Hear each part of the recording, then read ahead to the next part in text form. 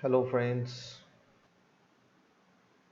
today we are going to learn something about the bond fission. You can see the bond fission is or you can say that the bond, any covalent bond, it break in a two-way. First one is the homolytic bond fission, or you can say that it is symmetric bond fission. That means bonded pair hold between the two atoms which can cleave symmetrically, so that one of the atom takes one electron of the shared pair. It is called as the homolytic bond fission. You can see here the hydrogen molecule, when the bonded pair between two hydrogen atoms when equally break, it will forms two hydrogen free radicals. So that is the first type. Second type is the heterolytic or unsymmetrical fission. When a covalent bond joined by two atoms, that is supposed to be HCl, it breaks in a such a way that both of the electrons of the covalent bond which taken away by one of the atom, that is one which is more electronegative atom, which hold that bonded pair of electron towards itself, that is called as the heterolytic bond fission. Next,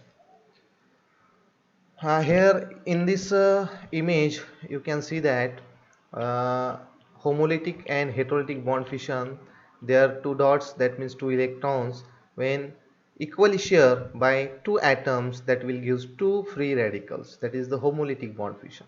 And in the below figure you can see that the bonded pair between two atoms which are taken away by one of the atom, obviously which is more electronegative than atom, then it will form ions, that is cations and anions.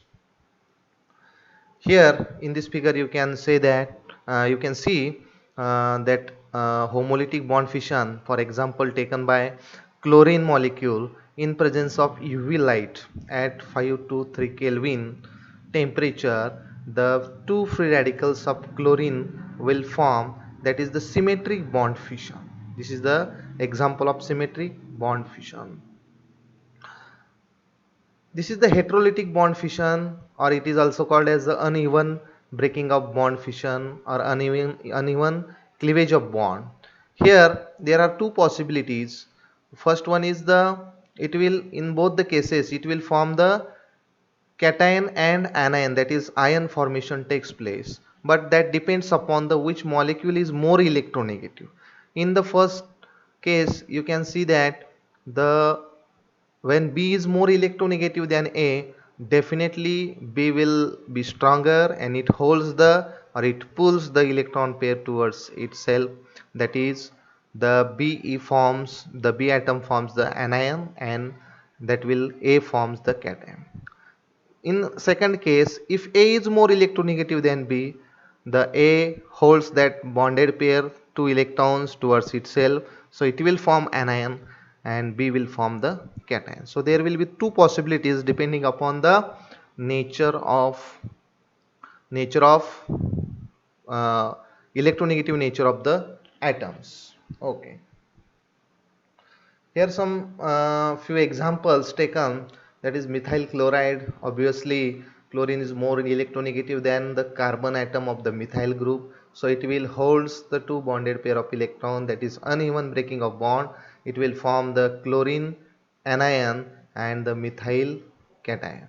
So another example is dimethyl zinc. Zinc is more electropositive than uh, carbon is more electronegative than zinc, so it will holds that bonded pair towards the methyl group, so there will be the heterolytic bond fission that will exam. And last example that we are going to see, that is the ethane. When the ethane molecules, both of the carbon atoms are equally strong, so it cleave symmetrically and forms the two methyl free radicals. Okay, so that is the types of solvent used.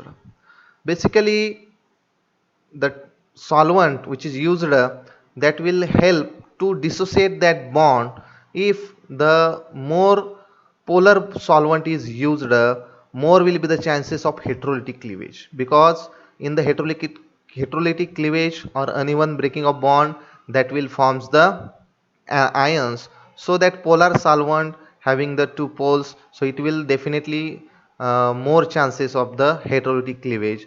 So that stabilize the ion, polar solvent stabilize the ion, and the heterolytic cleavage uh, takes place more rapidly. Okay, so you can see that here bromine in water, positive ion is more attracted by water. Obviously the water is the polar solvent, in that the another negative ion is more attracted by the water, so that will facilitate the ionic formation.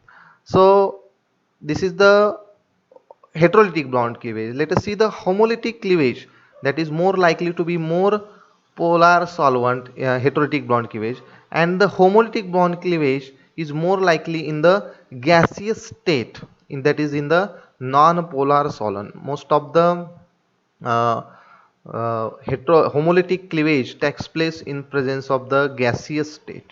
So non-polar solvent facilitate the, because here is the even breaking of bond, there is no formation of ions, so the two electrons that will shared by two atom equally, so that will non-polar solvent will facilitate the uh, homolytic bond cleavage. Okay, so thank you for listening my video.